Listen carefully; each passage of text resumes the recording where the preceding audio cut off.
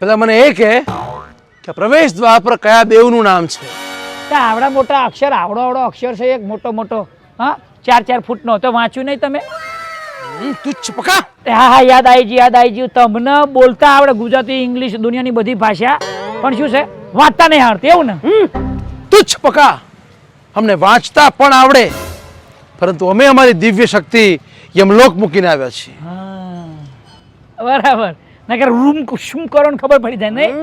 પ્રભુ, તો હું તમને કહી દઉં કે ઉપર લખ્યું છે નીલકંઠ મહાદેવ બદરખા પ્રવેશ દ્વાર. નીલકંઠ દાદાનું મંદિર છે અમારા ગામમાં. વાહ! નીલકંઠ મહાદેવ. સમુદ્ર મંથન વખતે સમુદ્રમાંથી જે વિષ ઉત્પન્ન થયું, એ વિષથી આ પૃથ્વી લોકનો વિનાશ ન થાય એના માટે ભગવાન મહાદેવે એ વિષને કંઠમાં ધર્યું અને કહેવાયા નીલકંઠ. હા, એ અમારા નીલકંઠ મહાદેવનું મંદિર છે. અને ભગવાન સાચું કહો, અમારું જે મંદિર છે ને દાદાનું, એ અમે શિવલિંગ જાતે નહીં બનાવ્યું, એટલે કે એ ધરતીમાંથી સ્વયંભૂ પ્રગટ થયું છે. સ્વયંભૂ પ્રગટ થયા છે મહાદેવ? વાહ! તો એમના દર્શન કરવા જ રહ્યા. ચાલો. હા, લોટો લાયા છો?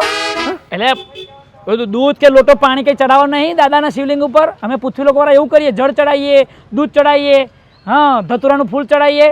ધતુરા જે ખાલી હાથે આયા.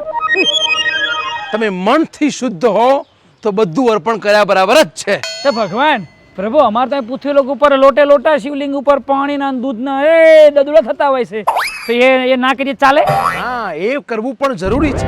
દરેકની શ્રદ્ધાનો વિષય છે, એ પણ ભક્તિનો પ્રકાર જ છે.